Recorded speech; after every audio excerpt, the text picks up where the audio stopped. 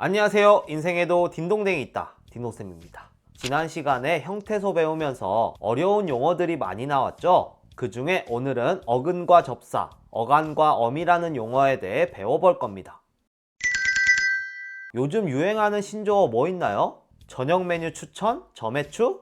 이것도 벌써 한물 갔나요? 짜치다? 요즘 이 말 많이 쓰던데 다들 얼마나 신세대신지 모르겠네요. 저는 이제 포기했는데요. 포기하는 순간 이제 늙은 거예요. 단순히 나이가 많이 들었다고 늙은 건 아니에요. 최근에 트렌드를 따라가면 젊은 거고요. 놔버리면 늙은 거예요. 새로운 제품이 나왔을 때 그걸 설명서 보지 않고 능숙하게 다룰 줄 알면 신세대고요. 물어봐야 하고 알려줘도 잘 모르면 이제 구세대인 거예요. 여러분은 신세대인가요? 벌써 못 따라간다고요? 그럼 나이가 어려도 늙은 거예요. 자본주의 사회가 그래요. 경험과 연륜이 존중받는 사회가 아니고요. 새로운 기술, 패션, 유행 이런 것들이 모든 걸 삼켜버린 시대예요. 예전엔 그렇지 않았는데. 여러분들 할머니, 할아버지 말 귀 기울여 듣나요? 안 듣죠? 왜요? 무의식 중에 깔려 있는 거예요, 무시가. 핸드폰 어플 하나 깔지도 못하는 사람이라고. 예전에는 다 물어봐야 했어요. 매년 추나추동 똑같거든요? 할아버지가 했던 거 그대로 아버지가 하고 아버지가 했던 거 그대로 내가 했어요. 그러니까 다 물어봐야죠. 언제 벼를 심어야 되고 언제 거둬야 되고 비료는 어떻게 만들어야 되는지. 그리고 흉년이 들거나 하면 할아버지 찾아가야 되죠. 할아버지 올해 흉년인데 어떻게 해야 할까요? 그럼 할아버지가 에헴 하면서 얘기를 해주죠. 지금으로부터 60년 전에 말이지. 노인이 존중받던 시절, 노인들의 그 경험이 삶의 문제를 해결해줬던 시절, 그 시절이 지금은 아니에요. 완전히 뒤바뀌어 버렸어요. 새로운 제품 출시는 화려하게 하지만 단종이나 폐기는 아무도 모르게 하듯이 아이가 태어날 때는 모두의 축복을 받지만 노인의 장례식은 가장 어두운 곳에서 치러집니다. 신조어 얘기하다가 여기까지 왔는데 아무튼 말도 새로 만들어지고 또 안 쓰면 사라지기도 하는데요. 카드를 눌러서 여러분들은 얼마나 신세대인지 한번 테스트 해보세요.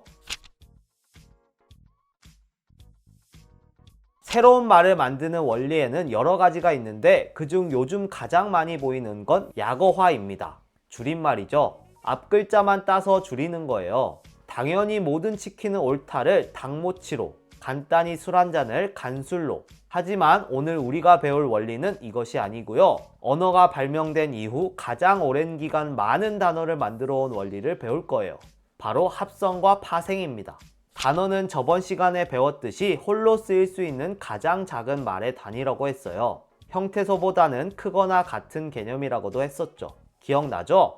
단어는 크게 세 종류가 있는데 단어가 만들어지는 원리에 따라 단일어, 합성어, 파생어로 나눌 수 있어요. 어근 하나로 이루어진 단어를 단일어, 어근과 어근이 결합해 만들어진 단어를 합성어, 어근과 접사가 결합해 만들어진 단어를 파생어라고 해요.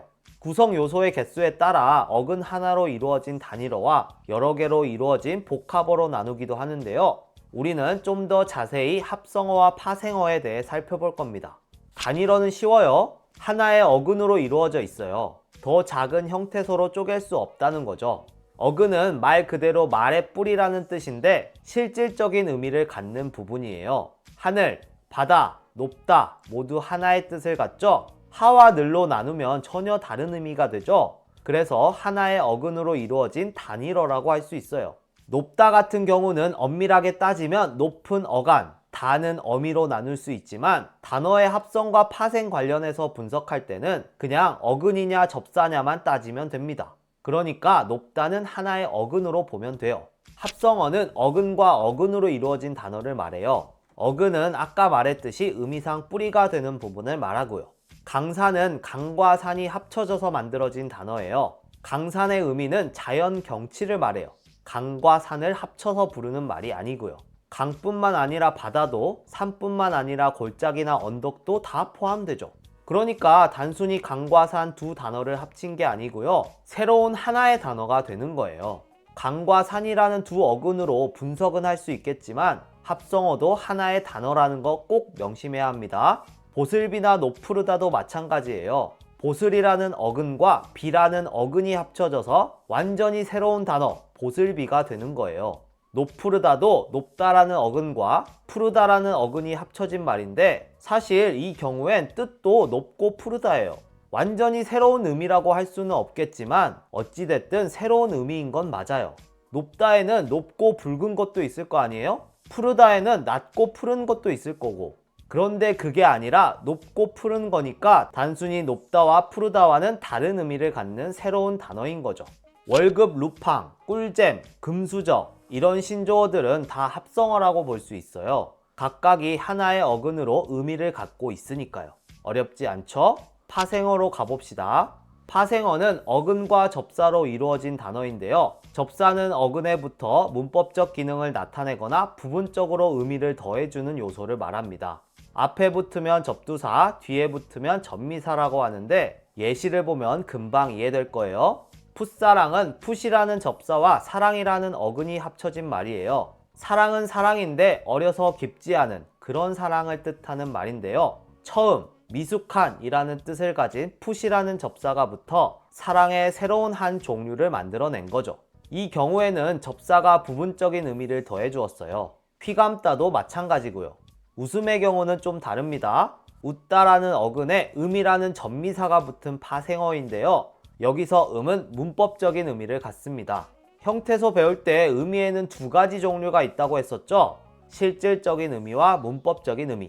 음은 명사로 만들어준다는 문법적 의미를 가져요. 명사 파생 접미사라고 하는데 그렇게 뒤에 붙어 웃다라는 동사를 웃음이라는 명사로 만들어 버립니다. 이런 것도 파생어예요. 신조어 중에서는 개이득, 침묵질, 갓생 이런 것들이 파생어라고 할 수 있어요. 개라는 접사는 사전에도 있어요. 심한, 만이라는 뜻을 가진 접두사로요. 한번 찾아보세요. 속된 표현이긴 하지만 그렇다고 욕이라고 할 순 없어요. 정말 멍멍 개를 뜻하는 게 아니니까요.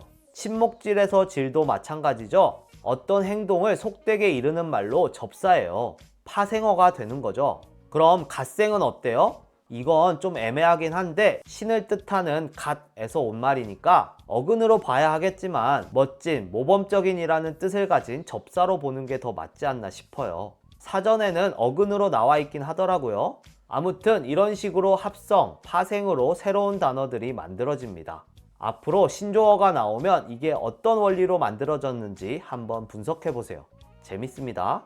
합성과 파생, 어근과 접사에 대해 배웠는데 이제 어간과 어미입니다. 앞에서 봤던 단어가 만들어지는 과정과는 전혀 다른 분야라고 보셔야 해요. 이건 새로운 단어가 만들어지는 게 아니라 하나의 단어가 어떻게 바뀌는지와 관련된 것입니다. 특히 동사와 형용사에서 우리나라 말에서 동사와 형용사는 활용이라는 걸 하는데요. 활용이란 어간은 그대로 두고 어미가 바뀌는 것을 말해요. 그럼 어간과 어미가 뭔지 알아야겠죠? 먹다라는 동사는 먹이라는 어간과 다라는 어미로 형태소 분석이 가능해요. 이때 실질적인 의미를 갖는 부분을 어간, 문법적인 의미를 갖는 부분을 어미라고 하는데 보통 어간은 그대로 있고 어미만 바뀌어요. 그냥 바뀌는 부분을 어미라고 보시면 되는데 먹다, 먹고, 먹어서, 먹으니, 먹으면 에서 어간 먹은 그대로죠.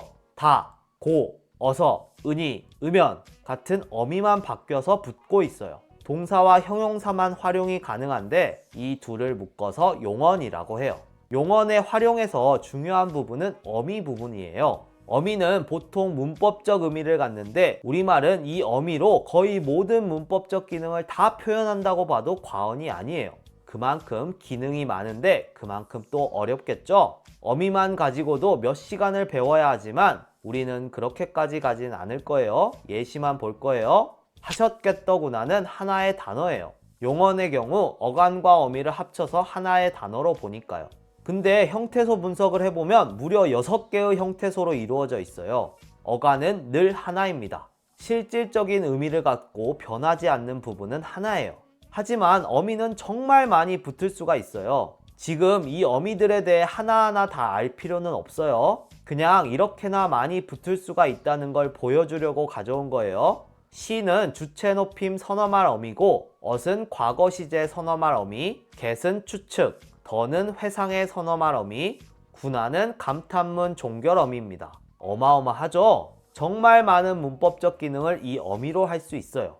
그래서 한국어를 마스터하려면 어미를 마스터해야 한다고 하거든요.